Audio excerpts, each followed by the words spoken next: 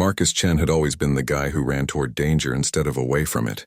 That's what got him kicked out of 3 different jobs and into his current position as a maintenance worker on Kepler Station, the most remote human outpost in known space. The pay was terrible, the food was worse, and the only excitement came from fixing broken atmospheric processors while floating in the void of space. But Marcus didn't mind the isolation. After losing his family in the Terra bombing 3 years ago, he preferred the company of machines to people. Machines were predictable. They broke down in logical ways and could be fixed with the right tools and enough patience. People were messy, complicated, and inevitably left you behind. The morning everything changed started like any other.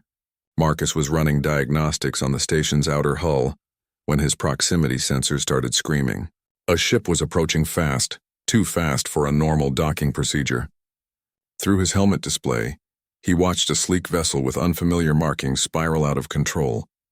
Trailing atmosphere and debris, the ship was going to crash into the station's civilian quarter. Marcus didn't think. He never did when people were in danger. His jetpack roared to life as he launched himself toward the incoming vessel, emergency repair foam canisters clutched in both hands. The ship was massive, at least 3 times the size of anything in the human fleet, with a hull that seemed to shift colors like oil on water. As he got closer, Marcus could see through a crack in the ship's hull. Inside, a small figure was pressed against what looked like a viewing port. The being was no bigger than a human child, with large luminous eyes and skin that glowed with a soft blue light. The creature was trapped, surrounded by sparking electronics and spreading flames that burned in colors Marcus had never seen before. The rational part of his mind told him to call for backup, to let the station's emergency response team handle this. But the flames were spreading fast, and the child's terrified expression reminded him too much of his daughter's face in those final moments on Terra. Marcus slammed his fist against the emergency release on his tool belt and grabbed the plasma torch. The alien hull material resisted at first, then began to peel away under the intense heat. The torch was designed for quick repairs, not rescue operations, and it was draining his suit's power reserves at an alarming rate. Behind him, he could hear the station's comm system crackling to life. Director Walsh was shouting orders, demanding to know what was happening. Other maintenance workers were asking if they should assist.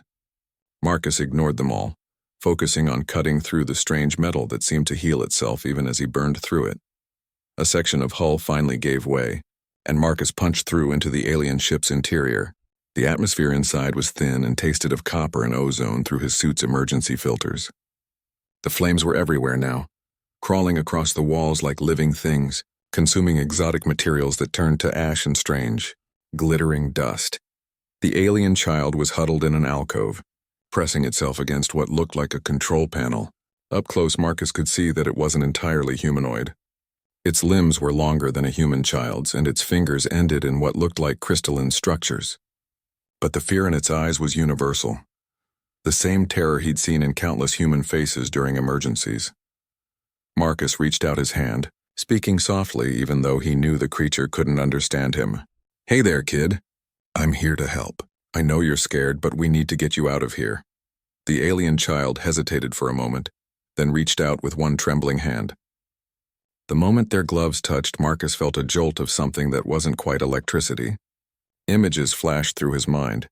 Vast crystal cities beneath purple skies, beings of light dancing through space without ships, and an overwhelming sense of ancient wisdom and terrible loss. The ship shuddered around them as another explosion rocked its hull. Marcus shook off the strange visions and focused on the immediate problem. He activated his emergency beacon and began pulling the child toward the breach he'd created. The alien was lighter than he'd expected, almost weightless, but moved with surprising grace even in the chaos. They made it through the hull breach just as the ship's power core began to destabilize. Marcus's suit alarms were screaming warnings about radiation levels and structural integrity. His jetpack was running on fumes, barely enough to get them back to the station's docking bay. The alien child clung to him as they flew through space, its large eyes reflecting the stars and the dying light of its ship. Marcus could feel it trembling through his suit. Whether from cold or fear or something else entirely, he couldn't tell. All that mattered was getting to safety. They crashed into the docking bay's emergency foam barriers with enough force to crack Marcus's helmet visor. Emergency teams swarmed around them, medics and technicians shouting orders and running diagnostics. Marcus felt hands pulling him away from the alien child, voices demanding explanations he didn't have. Through the chaos, he caught one last glimpse of the creature he'd saved. It was standing now, surrounded by human medics who were clearly out of their depth. Its skin had stopped glowing, faded to a pale silver that reminded Marcus of moonlight. But its eyes found his across the crowded bay, and for a moment he felt that strange connection again. Then Director Walsh was there, her face red with anger and concern. "Chen, what the hell did you think you were doing? That was an unidentified alien vessel. You could have contaminated the entire station, or worse." Marcus pulled off his damaged helmet, breathing the recycled air of the station for the first time in hours. His hands were shaking, whether from adrenaline or the strange energy he'd felt when touching the alien child. He wasn't sure. "There was a kid trapped in there," he said simply. "I couldn't just let it die." Walsh stared at him for a long moment, then shook her head. "Get yourself to medical. We'll deal with this mess later." As Marcus was led away for decontamination, he looked back one more time at the alien child. It was still watching him, and something in its expression suggested that this was far from over. In the distance, he could hear the communication arrays coming online, sending messages to Earth and the other colonies about humanity's first contact with an alien species. Marcus Chen had no idea that his simple act of compassion would change the course of human history forever. Marcus Chen had always been the guy who ran toward danger instead of away from it. That's what got him kicked out of 3 different jobs and into his current position as a maintenance worker on Kepler Station, the most remote human outpost in known space. The pay was terrible, the food was worse, and the only excitement came from fixing broken atmospheric processors while floating in the void of space. But Marcus didn't mind the isolation. After losing his family in the Terra bombing 3 years ago, he preferred the company of machines to people. Machines were predictable. They broke down in logical ways and could be fixed with the right tools and enough patience. People were messy, complicated, and inevitably left you behind. The morning everything changed started like any other. Marcus was running diagnostics on the station's outer hull when his proximity sensors started screaming. A ship was approaching fast, too fast for a normal docking procedure. Through his helmet display, he watched a sleek vessel with unfamiliar markings spiral out of control, trailing atmosphere and debris.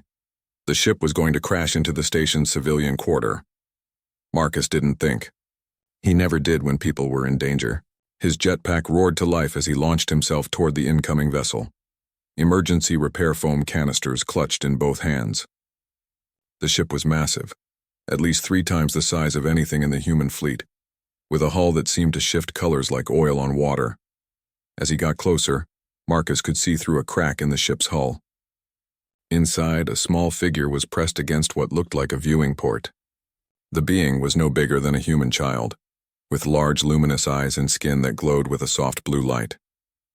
The creature was trapped, surrounded by sparking electronics and spreading flames that burned in colors Marcus had never seen before.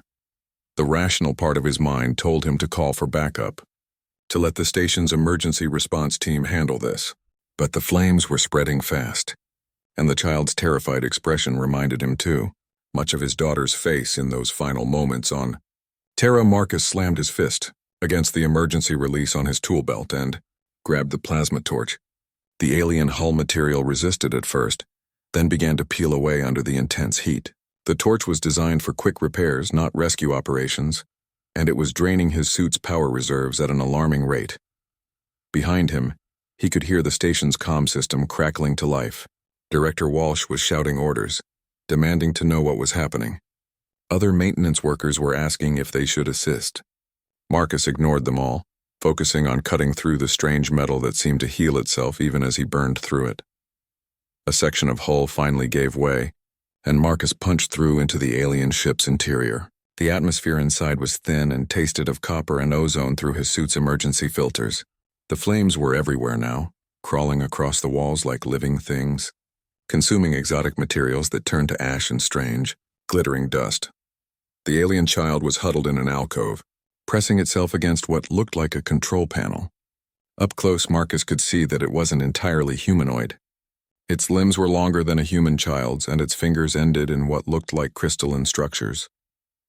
But the fear in its eyes was universal, the same terror he'd seen in countless human faces during emergencies. Marcus reached out his hand, speaking softly even though he knew the creature couldn't understand him. "Hey there, kid. I'm here to help. I know you're scared, but we need to get you out of here." The alien child hesitated for a moment, then reached out with one trembling hand. The moment their gloves touched, Marcus felt a jolt of something that wasn't quite electricity. Images flashed through his mind. Vast crystal cities beneath purple skies, beings of light dancing through space without ships, and an overwhelming sense of ancient wisdom and terrible loss. The ship shuddered around them as another explosion rocked its hull. Marcus shook off the strange visions and focused on the immediate problem.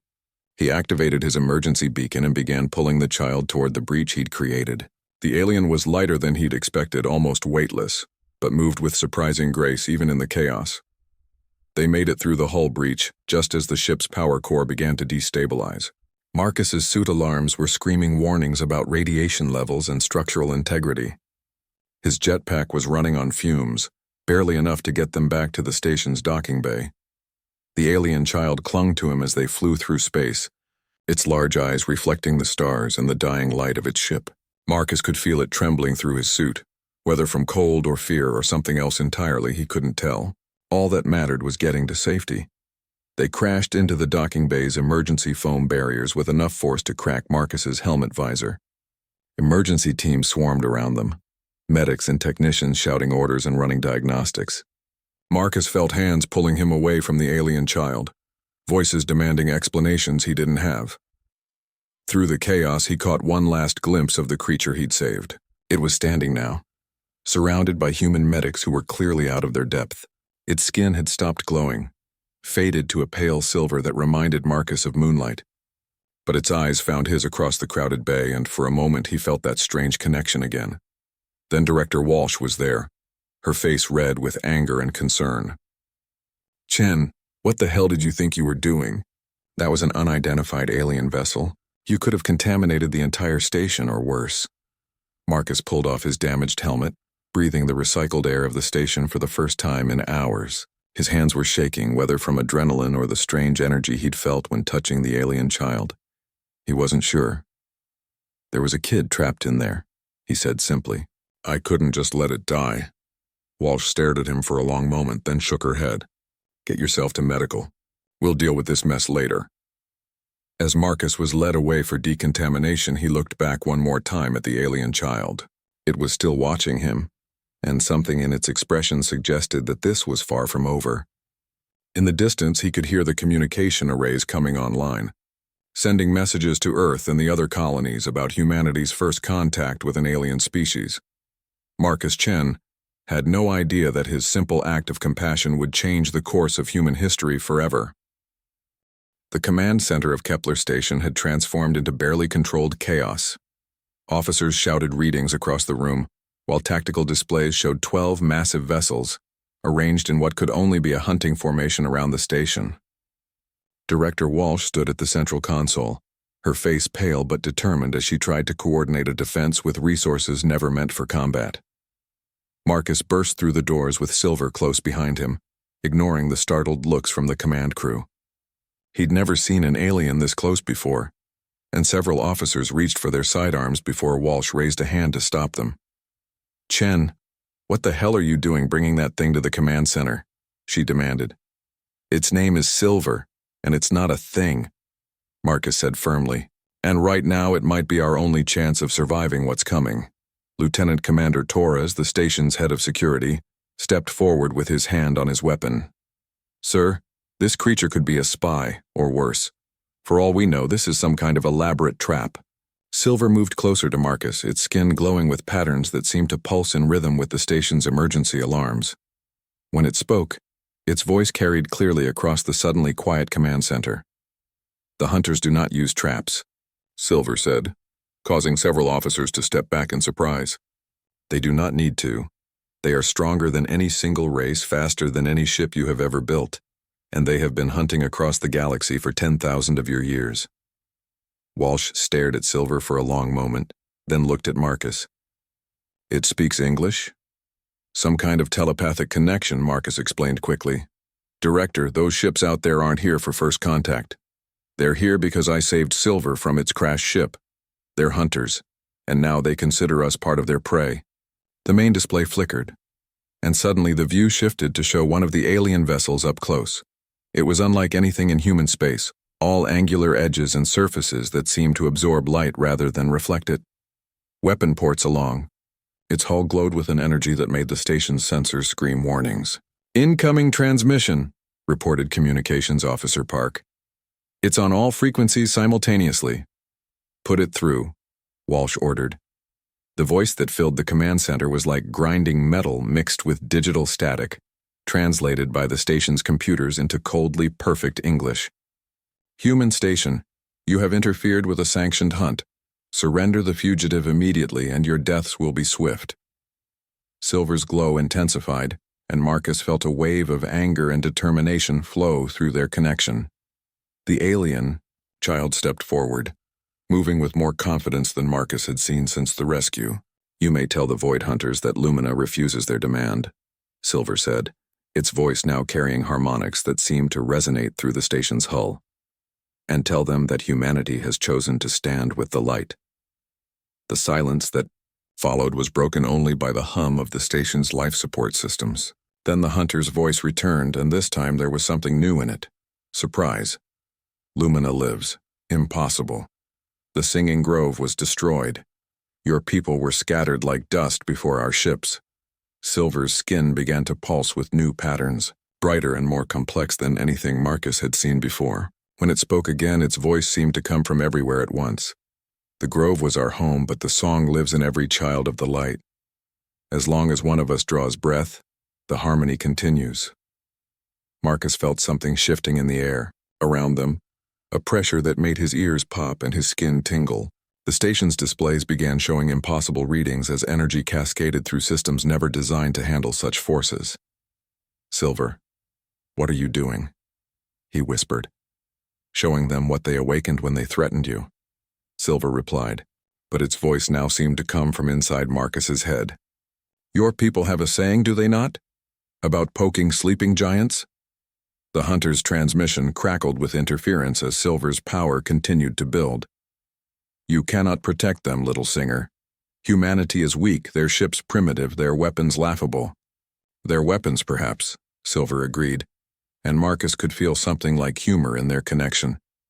"But you have never faced human ingenuity combined with technologies beyond your understanding." Before anyone in the command center could react, Silver pressed both hands against the station's main computer console.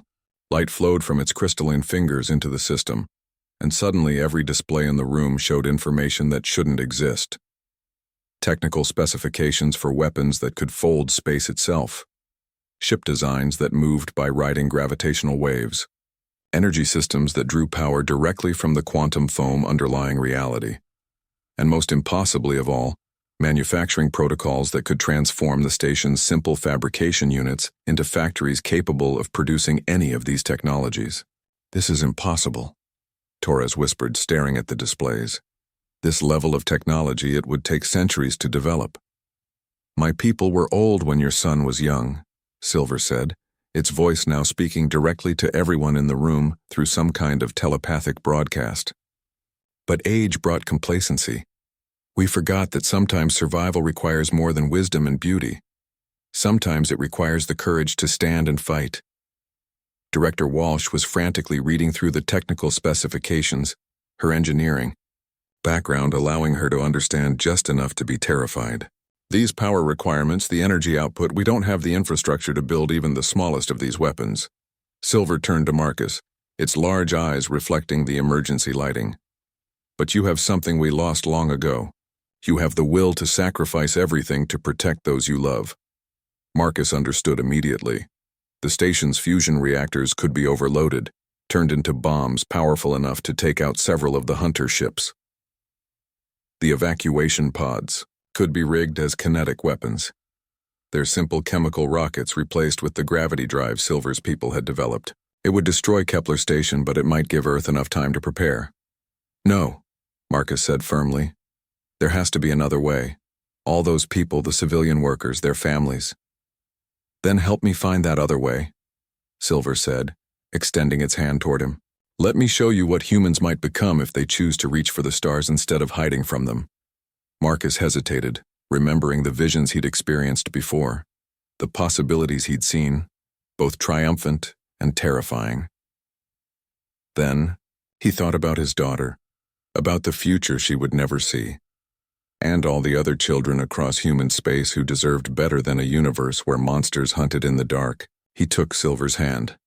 The connection was unlike anything he'd experienced before. Instead of images or emotions, Marcus felt himself expanding, his consciousness somehow connecting with every human on the station and beyond.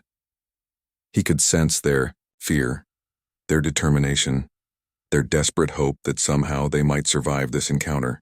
But more than that, he could sense their potential, the engineer who could build impossible machines if given the right inspiration, the pilot who could fly ships that danced between dimensions, the soldier who could fight with weapons that turned physics itself into ammunition. I see it now, Marcus whispered, understanding flooding through him. It's not about the technology. It's about what we become when we use it. Silver's glow intensified until it was almost painful to look at directly. Yes, and now, let me show the hunters what they have awakened. The station shuddered as energy coursed through systems never designed to handle such power. But instead of overloading, the machinery began to transform, molecular assemblers guided by alien knowledge reshaping metal and electronics into something entirely new. Outside, the hunter ships moved into attack formation, their weapons charging for the kill.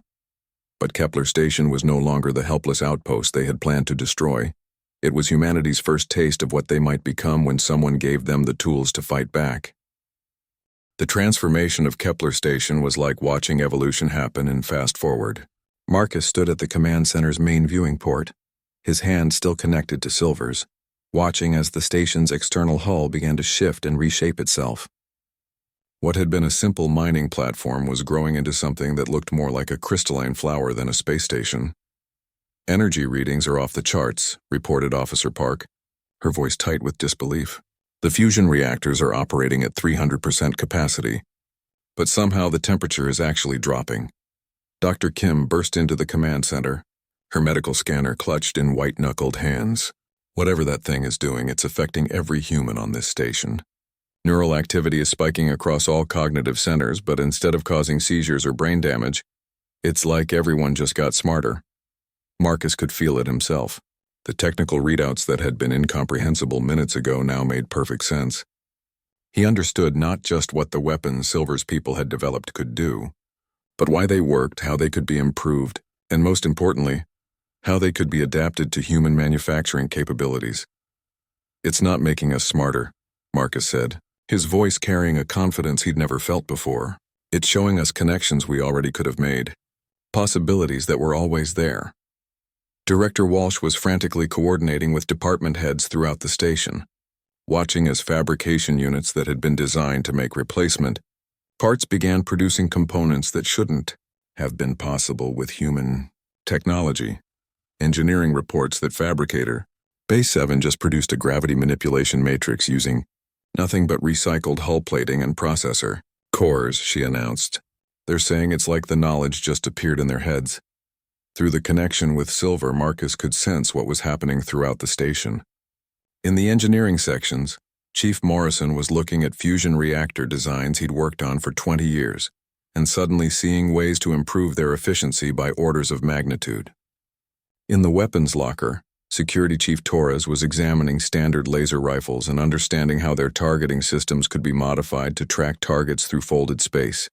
Most remarkably, in the civilian quarters, people who had never worked with advanced technology were instinctively understanding how to help. A cafeteria worker was recalibrating food synthesizers to produce exotic materials needed for the new weapon systems. A kindergarten teacher was somehow programming navigation computers with course calculations that used mathematics she'd never studied. How is this possible? Walsh demanded, staring at the reports flowing in from every department. Silver's voice echoed through the command center, though its lips barely moved. Your species has always had the potential for greatness. You simply lack the framework to express it. My people's gift is not the knowledge itself, but the ability to see connections that were always present in your minds. The main display suddenly shifted to show the Hunter fleet's formation. The 12 ships had arranged themselves in a perfect sphere around the station, their weapon ports glowing with increasing intensity. "They're preparing to fire," Torres reported. "Whatever we're planning to do, we need to do it now." Marcus squeezed Silver's hand tighter, feeling the flow of information between them intensify. Through their connection, he could sense the Hunter's thoughts, alien and cold and utterly without mercy. They saw Kepler Station and its human crew not as people to be negotiated with, but as a problem to be erased. "They've been hunting across the galaxy for millennia," Silver explained, its voice now reaching everyone on the station simultaneously. "They destroyed my people because we refused to share our technology with them. They have conquered dozens of species, always the same way. Overwhelming force, no survivors, no witnesses. But they've never hunted humans before," Marcus said, understanding beginning to dawn. "No," Silver agreed. "They know nothing of your species except what they observed during the rescue. They expect you to surrender or die quickly." Walsh stepped forward, her command training overriding her bewilderment at the situation. "What are our options? Can we fight them?" The answer came not from Silver but from Marcus himself, the knowledge flowing through their connection, allowing him to understand tactical possibilities that had never existed before. "We can do better than fight them," he said. "We can surprise them." Marcus moved to the command console, his hands dancing across controls that had been transformed by Silver's influence. Where there had been simple mining equipment controls, there were now interfaces for weapon systems that bent the laws of physics. "The Hunters have one fundamental weakness," Marcus explained as he worked. "They've been so successful for so long that they've stopped adapting. Their tactics, their technology, even their thinking has become rigid." The station shuddered as new systems came online. Through the viewports, Marcus could see structures emerging from the hull that looked like a cross between telescope arrays and flower petals, all crystalline surfaces and flowing curves that hurt to look at directly. "Humans, on the other hand," Marcus continued, his voice taking on something like pride. "Humans are adaptation specialists. We've survived ice ages, asteroid impacts, plagues, wars, and our own worst impulses. And we've done it by being unpredictable." Officer Park suddenly looked up from her console, her eyes wide with understanding. "Sir, I'm reading massive gravitational distortions around the station. It's like we're singing." Silver's skin pulsed with patterns of light that seemed to match the rhythm of whatever the station was doing. "Every ship, every star, every planet sings as it moves through space. Most species learn to move quietly, to avoid drawing attention. But sometimes, when you wish to be heard across the galaxy, you must learn to sing loud enough to shake the foundations of reality." The Hunter fleet was moving now, their ships accelerating toward the station with weapons fully charged. Marcus could feel their confidence through Silver's connection, their absolute certainty that this would be just another quick extermination. They were about to learn how wrong they were. "All hands," Walsh announced over the station's communication system. "Prepare for combat operations. This is not a drill and this is not a surrender. Today, humanity takes its first step into a larger universe."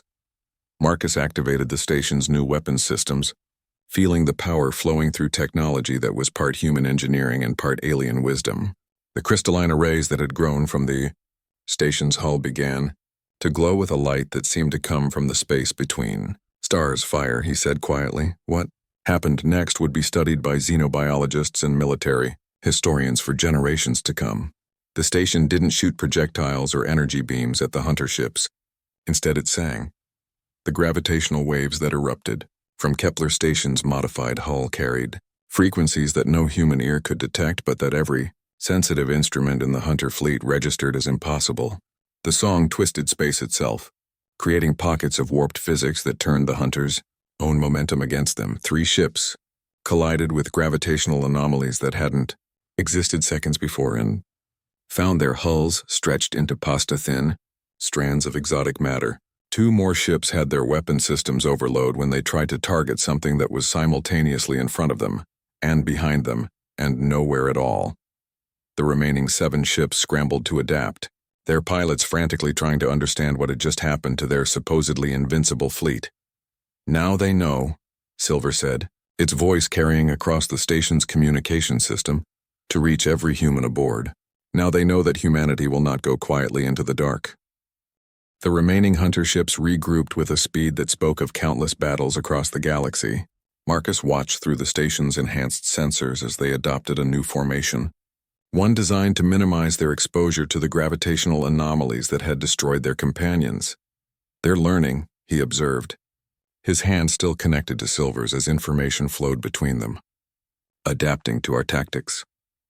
"As we knew they would," Silver replied, its mental voice carrying notes of both admiration and concern. "The hunters have survived for millennia by being quick to adapt, but they have never faced opponents who adapt faster than they do." Through the connection, Marcus could feel the enhanced consciousness of every human on the station. Dr. Kim was in the medical bay, not just treating injuries but somehow understanding how to modify human physiology to better withstand the stresses of the technology they were using. Chief Morrison was in engineering, not just maintaining the fusion reactors but redesigning them in real time to produce energy outputs that shouldn't have been possible. Most remarkably, the civilians were contributing in ways that defied explanation.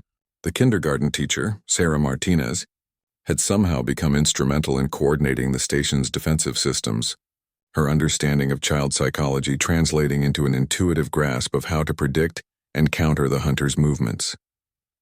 "Incoming transmission," reported Park, her enhanced awareness allowing her to decode the alien communication protocols almost instantly. "Put it through," Walsh ordered. The hunter commander's voice filled the command center, but this time there was something different in its tone. Where before there had been cold certainty, now there was a note of what might have been respect. "Humans of the metal flower," the voice said, "you have proven yourselves worthy opponents. We offer you terms. Surrender the singer, and we will allow your species to live as our vassals rather than face extinction." Silver's skin brightened with patterns that Marcus was beginning to recognize as laughter. "They offer mercy because they are afraid," it said. "In 10,000 years of hunting, they have never lost 5 ships to a single opponent." Marcus studied the tactical display, watching as the remaining hunter vessels maneuvered into what looked like a siege formation. They were being more cautious now, testing the station's defenses before committing to another direct attack. "They're going to try to wear us down," he realized. "Long-range bombardment, chip away at our defenses until they can move in for the kill." "A sound strategy," Torres agreed from his security station. "But they're making one crucial mistake." Walsh looked at her security chief with surprise. "Which is?" Torres smiled, his expression carrying a confidence that would have seemed impossible just hours ago. "They're assuming this is just about defending one station." Through the enhanced communication systems that Silver's influence had created, Marcus could sense activity throughout human space. The impossible signals being broadcast from Kepler Station were reaching Earth, the Mars colonies, and the outer settlements. Everywhere the transmissions touched, humans were experiencing the same expansion of consciousness that had transformed the station's crew. On Earth, engineers at the Luna shipyards were looking at designs for interstellar vessels and suddenly understanding how to build ships that could travel between stars in days instead of years. On Mars, researchers in the terraforming labs were grasping principles of planetary engineering that would turn dead worlds into gardens. In the asteroid belt, miners were realizing that the rocks they'd been harvesting for metals contained materials that could be transformed into exotic matter. "How many people can feel this?" Marcus asked Silver. "Every human within 1,000 light-years," Silver replied. "My people's gift spreads through quantum entanglement. Each mind that receives it becomes a transmitter for others." The implications were staggering. Humanity wasn't just getting access to advanced technology. They were experiencing a species-wide cognitive evolution. In a matter of hours, human civilization was leaping forward by centuries. But the hunters weren't going to give them time to consolidate these gains. The first long-range bombardment came without warning. Energy beams that could cut through planets sliced through the space where Kepler Station had been, only to find emptiness. The station had somehow moved, not through normal propulsion but by shifting its position in space-time itself. "Dimensional displacement," Marcus said, understanding the maneuver as he watched it happen. "We're not just dodging their attacks. We're moving to a place where their attacks never existed." The hunter commander's voice crackled over the communication system again, and this time there was no mistaking the anger. "Impossible. No species masters dimensional manipulation in their first encounter with the technology.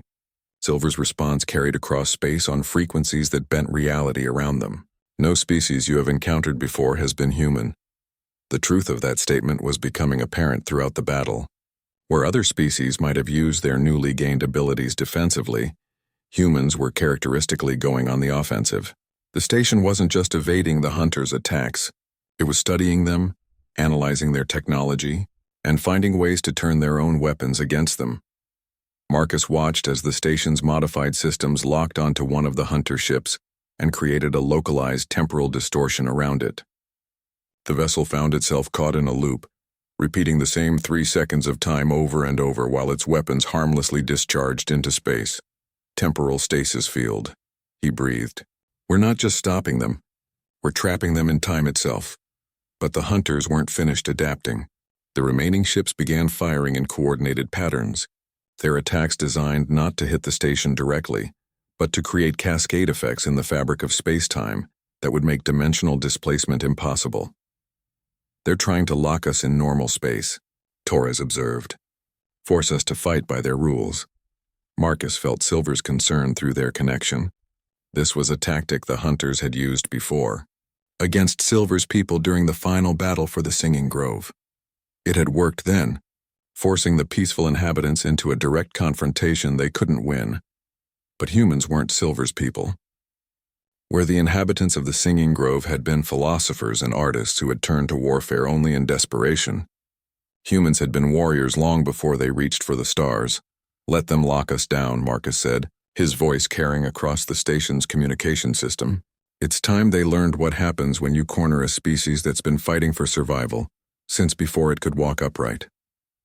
The station's hull began to change again, but this time instead of crystalline arrays and exotic matter conduits, what emerged looked disturbingly familiar. Missile tubes, railgun emplacements, and particle beam projectors, all enhanced with technology that made them capable of functioning in folded space. Human weapons, Walsh said with something like wonder in her voice. Built with alien knowledge but designed with human thinking. The hunters completed their space-time lock just as the station's transformation finished. Suddenly, both sides were trapped in normal space, forced to fight according to the basic laws of physics. The hunter commander's voice carried a note of satisfaction as he opened communication. Now you die like all the others. No tricks, no impossible maneuvers, just strength against strength. Marcus activated the station's weapon systems, feeling the familiar weight of human engineering augmented by alien wisdom. You're right, he said. No more tricks. The first salvo from Kepler Station's modified weapon systems lit up space like a miniature sun. But instead of the exotic energy discharges the hunters expected, what hit them was something far more devastating. Human military technology powered by physics that allowed for perfect accuracy across any distance. Railgun slugs that weighed only grams, but carried the kinetic energy of asteroids. Missiles that could adjust their own mass in flight, becoming unstoppable battering rams or exploding into clouds of exotic matter. Particle beams that could selectively target specific molecules in enemy hull plating. Impossible, the hunter commander transmitted as his ship's shields failed under the precisely targeted assault. These are primitive weapons. Silver's laughter echoed through the connection Marcus shared with it. Yes, it agreed. Primitive human weapons, enhanced with 10 million years of accumulated scientific knowledge. Did you really think that combination would be anything less than terrifying? The hunter fleet's destruction was swift and surgical. Marcus watched through the enhanced sensors as human weapon systems, guided by alien wisdom but driven by distinctly human tactical thinking, dismantled ships that had terrorized the galaxy for millennia. The final hunter vessel, its hull breached and its crew dying in the vacuum of space, managed one last transmission. The voice of its commander was filled with something Marcus had never heard from the hunters before. Fear. What are you? The alien asked. What species creates weapons of such precision, such calculated cruelty? Silver's response carried across space with a resonance that seemed to vibrate in the quantum foam itself. They are humanity. And you have just learned why the universe has been waiting for them to reach the stars. The transmission cut off as the last hunter ship broke apart, its exotic matter hull finally succumbing to weapons that had been designed to exploit every weakness in its alien metallurgy. Silence fell over Kepler Station. broken only by the hum of systems that had been fundamentally transformed in the space of a few hours. Marcus slowly released his connection with Silver, feeling the enhanced awareness that had flooded his consciousness settling into something more manageable, but no less extraordinary. "Status report," Director Walsh called out, her voice carrying an authority that seemed enhanced by everything they had just experienced. "All Hunter vessels destroyed," Torres reported. "No survivors detected. Station integrity at 100%. Though I'm not sure our insurance covers transformation by benevolent alien technology." Dr. Kim's voice crackled over the communication system from the medical bay. "All human crew members are stable and healthy. Better than healthy, actually. It's like everyone just received a complete cognitive upgrade." Marcus looked at Silver, who had dimmed its luminous skin to a gentle glow. The alien child seemed smaller now, somehow more fragile, as if the effort of channeling its people's knowledge had taken a toll. "Are you okay?" Marcus asked.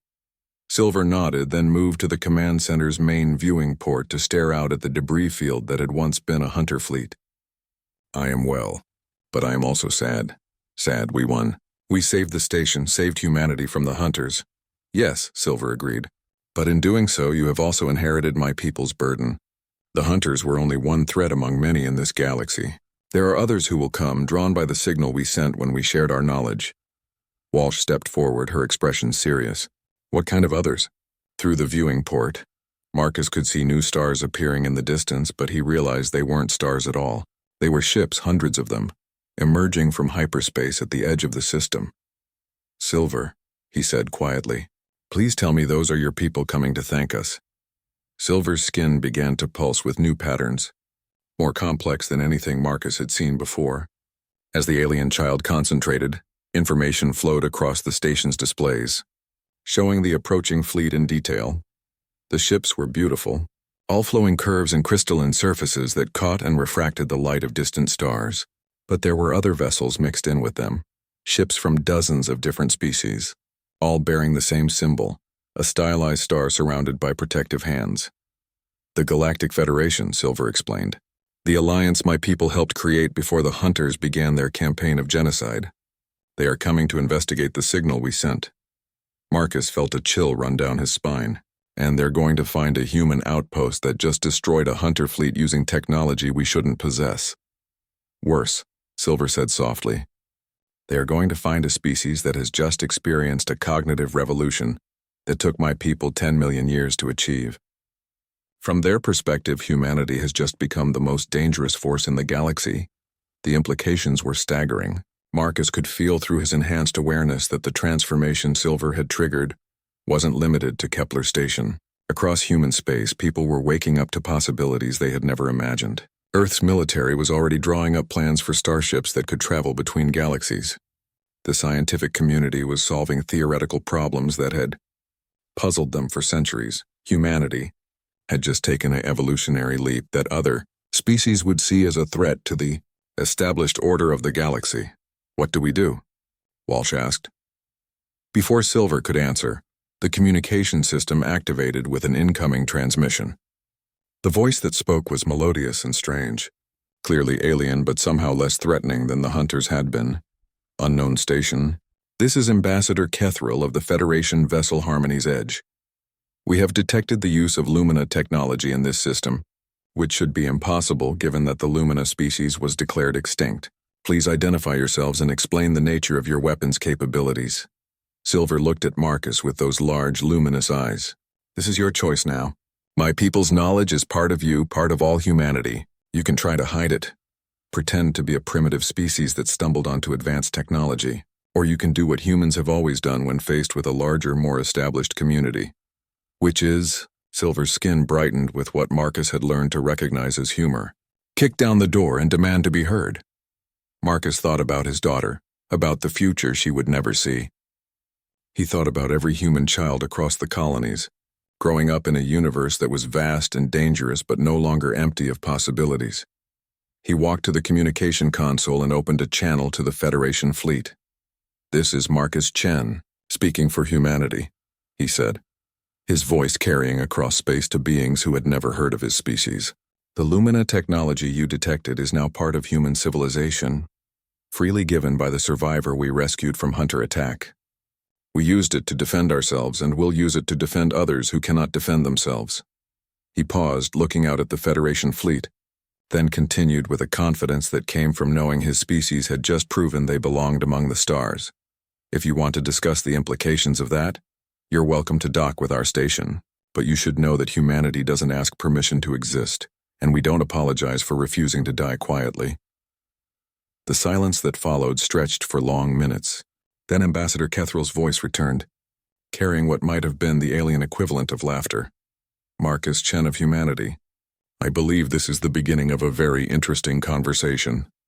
Silver moved to stand beside Marcus, its skin glowing with patterns that seemed to dance with joy. "Welcome to the galaxy," it said softly. "Try not to conquer it all in the first century." 6 months later, Marcus stood on the observation deck of the newly constructed Federation embassy aboard Kepler Station, watching as ships from a dozen different species came and went from the expanded docking bays. The station had grown beyond all recognition, transformed from a simple mining outpost into a bustling hub of interstellar diplomacy and trade. Silver, who had chosen to stay with the humans rather than return to the scattered remnants of its own people, stood beside him. The alien child had grown during their time together, not physically but in confidence and wisdom. It served as humanity's first xenological advisor, helping to bridge the gap between human thinking and the complex politics of galactic civilization. "The Altarian delegation is still insisting that humans shouldn't be allowed to vote on military matters," Silver reported, its skin displaying patterns that Marcus had learned to read like facial expressions. "They claim you're too aggressive to be trusted with decisions about galactic security."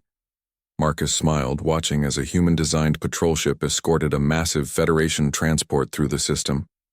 The patrol ship was a marvel of engineering that combined human military doctrine with alien technology, capable of operating in multiple dimensions simultaneously while maintaining enough firepower to reduce a planet to rubble.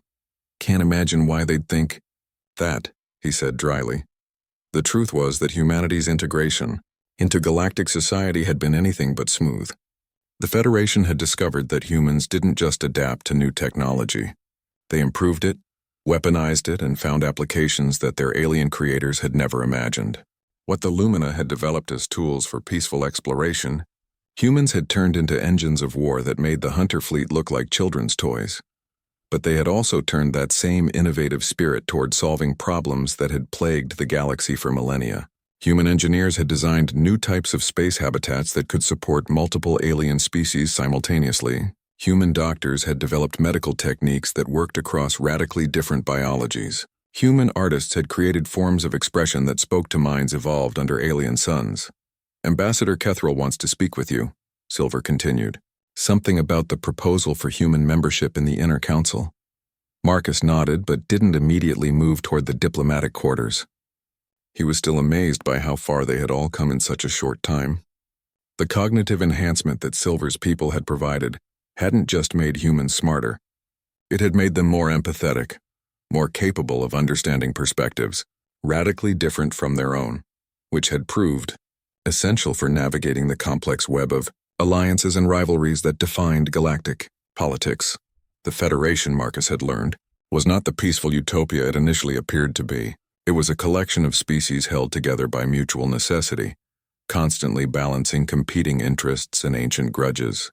The arrival of humanity, with their combination of advanced technology and aggressive independence, had upset that balance in ways that were still being negotiated. "There's something else," Silver said, its patterns shifting to ones Marcus recognized as serious concern. "The deep space monitoring stations have detected signals from beyond the galaxy's edge. The same frequency signatures the hunters used." Marcus felt his stomach drop. They had known this day would come. The hunter fleet they had destroyed had been only a scouting force, sent to investigate reports of new prey. The main hunter armada, numbering in the thousands, was still out there somewhere in the void between galaxies. "How long do we have?" "Unknown. Could be years, could be decades. But they will come, and when they do, they will bring forces that make the scouts we faced look like pleasure craft." Marcus thought about Earth, now protected by orbital defense platforms that could fold space itself to redirect incoming attacks. He thought about the colonies, their population swelling as humans spread across the galaxy, with a confidence that amazed their alien neighbors. He thought about the children being born on worlds that orbited alien stars, growing up in a universe where humanity was no longer alone. "Let them come," he said finally. "We'll be ready." Through the observation deck's transparent walls, Marcus could see the work continuing on Kepler Station's latest expansion. Human shipyards were constructing vessels that incorporated the best technology from dozens of Federation species, while alien engineers worked alongside human designers to create weapons and defenses that had never been imagined before. But more importantly, he could see the mixed crews working on those ships, humans learning from alien mentors, aliens discovering that human approaches to problem-solving could unlock possibilities they had never considered. The galaxy was becoming more than the sum of its parts, and humanity was at the center of that transformation. "Marcus," Silver said softly, "do you ever regret what happened that day? When you saved me from the wreckage?" Marcus looked down at his alien friend, remembering the scared child trapped in a burning ship.